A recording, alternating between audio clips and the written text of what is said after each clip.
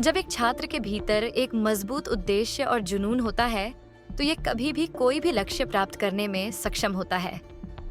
अग्नि का प्रतीक है हमारे उद्देश्य का प्रतिबद्धता। जैसे कोई व्यक्ति आग को सही दिशा में नियंत्रित करता है, वैसे ही छात्र को भी अपनी आंतरिक इच्छाओं को नियंत्रित करना चाहिए।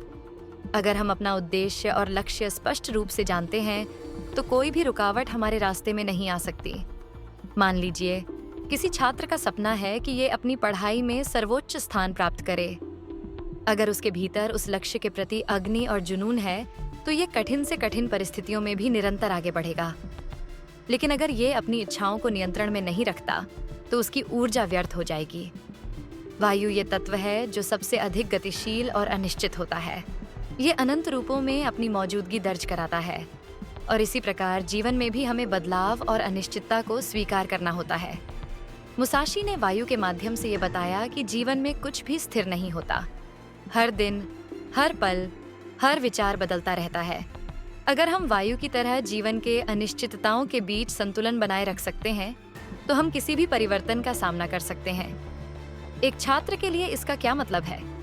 ये जीवन में आने वाली असफलताओं, विघ्नों और बदलावों को अपनाता है। अगर एक छात्र जीवन के बदलावों और असफलताओं से डरता है, तो ये कभी भी अपनी पूरी क्षमता का उपयोग नहीं कर पाएगा। शून्य ये तत्व है जो सबसे रहस्यमय और गूढ़ होता है। ये अनंत संभावनाओं और आंतरिक शांति का प्रतीक है।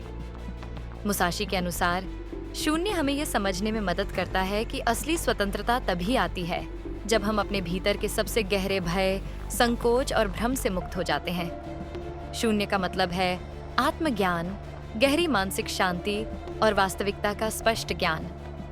शून्य का मतलब है कि छात्र को अपने भीतर के भ्रम, संकोच और भय को समाप्त करना होगा। उसे यह समझना होगा कि जो दिखता है यह हमेशा सच नहीं होता।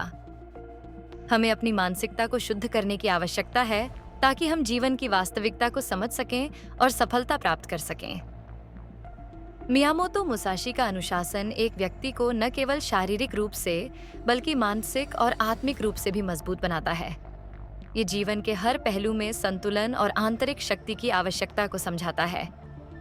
अगर हम जीवन में सफलता और शांति प्राप्त करना चाहते हैं, तो हमें अपने भीतर के अनुशासन, शक्ति और उद्देश्य को पहचानने की आवश्यकता है।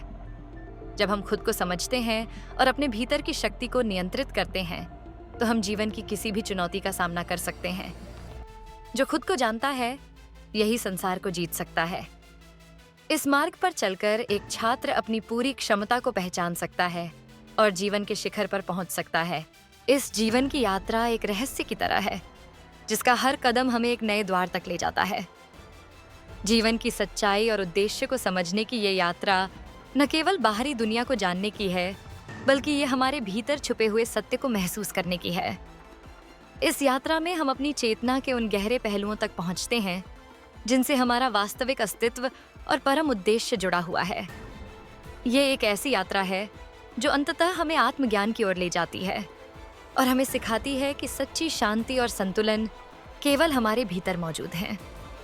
आज हम आपको एक ऐसे व्यक्ति के बारे में बताने जा रहे हैं जो जीवन के इस रहस्य को पूरी तरह समझते हैं, और ये समझने में उन्होंने न केवल भारतीय बल्कि पश्चिमी और अन्य प्राचीन संस्कृतियों के विचारों को भी गहराई से अध्ययन किया। दार्शनिक सिद्धांतों को अपने जीवन में उतारा, बल्कि इन सिद्धांतों को दूसरों को सिखाने के लिए एक सहज और सरल तरीके से प्रस्तुत किया। वो एक संत, एक शिक्षक, एक मार्गदर्शक हैं, जिन्होंने अपने 10 साल के संन्यास जीवन में जीवन के असल मायने और उद्देश्य को पहचाना और उसे व्यावहारिक रूप से जीवन में लागू किया। ये व्यक्ति एक आध्यात्मिक परिवार में जन्मे थे, जहां पर उनका पालन पोषण, ध्यान, साधना और शास्त्रों के अध्ययन के बीच हुआ। बचपन से ही उन्हें धर्म, विज्ञान और दर्शन में गहरी रुचि थी।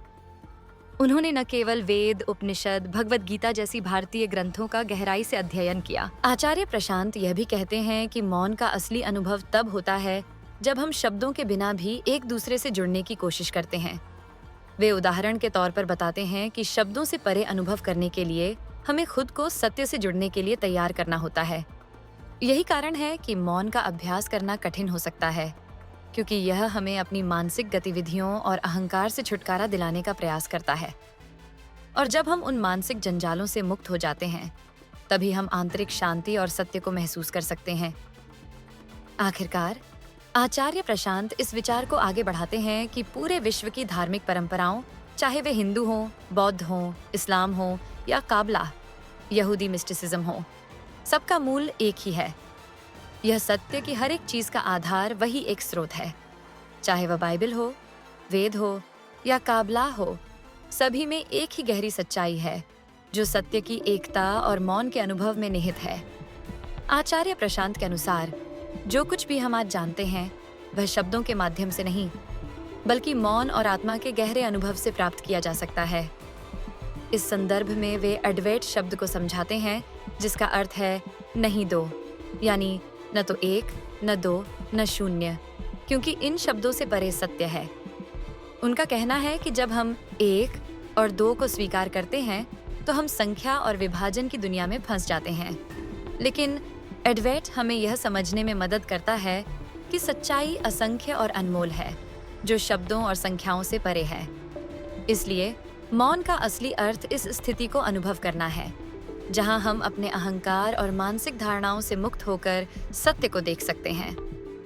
इस पूरी वार्ता का सार यह है कि मौन का वास्तविक अनुभव तभी संभव है जब हम अपने विचारों, शब्दों और रूपों से परे जाकर आत्मा के गहरे सत्य को समझें। यही मौन है और यही वास्तविक आध्यात्मिकता है।